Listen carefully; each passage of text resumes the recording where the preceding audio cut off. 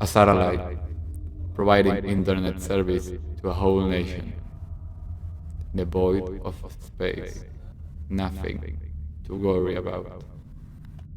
Meanwhile, the people of Ukraine are using everyday internet service. But then, Looks like internet's taking a day off or two.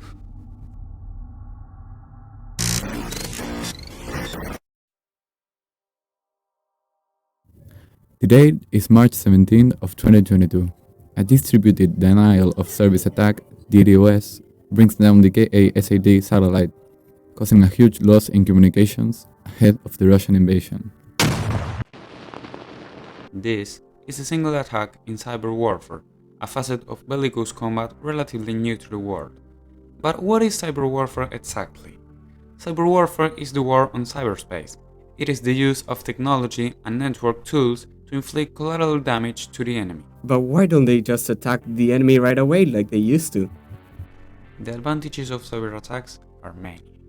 You don't need to cover vast distances or reach your target physically to assault. Just a computer with internet access, and within microseconds you can attack someone across the ocean completely anonymously. And there's a wide variety of ways to do so. America under virtual invasion. That's what Senator Dick Durbin is calling a massive Russian cyber attack on U.S. government agencies. A crippling cyber attack that forced a major U.S. energy pipeline offline Friday. Russians' morale is very low. So bad, in fact, that one report described Russian soldiers just parking their vehicles and walking off into the woods.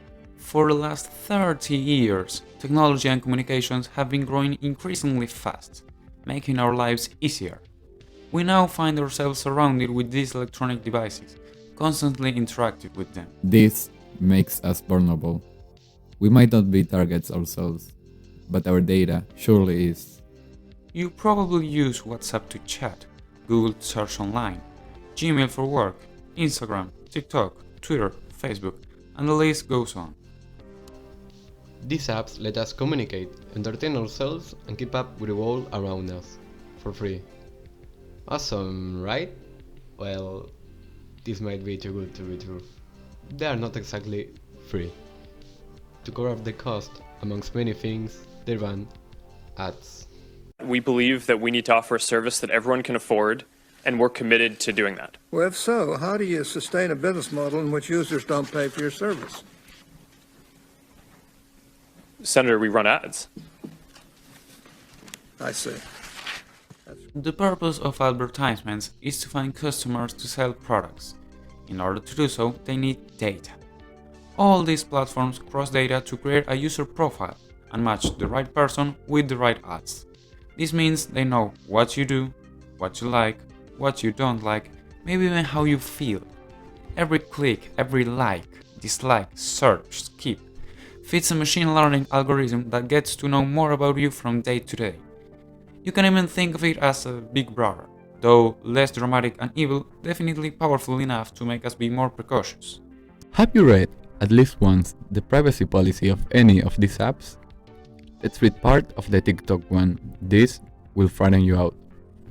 When you accept the policies, give ByteDance, a Chinese tech company, the rights to collect your IP address, user agent, mobile carrier, time zone settings, identifiers for advertising purposes, module of your device, the device system, network type, device IDs, your screen resolution and operating system, app and file names and types, keystroke patterns or rhythms, battery state, audio settings and connected audio devices. We collect information about your approximate location, including location information based on your SIM card and or IP address. We may also collect biometric identifiers and biometric information as defined under US laws, such as face prints and voice prints from your user content. Okay, this is serious, got it. So what can we do about it? Well, let's ask an expert. In order to protect ourselves from cyber attacks, we must block them with technology. Since most of us lack the knowledge and or tools, we have to take basic precautionary measurements. Do not put too much data online.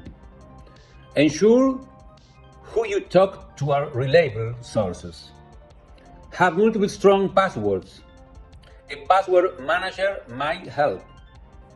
Read carefully the terms and conditions to be aware of your data usage.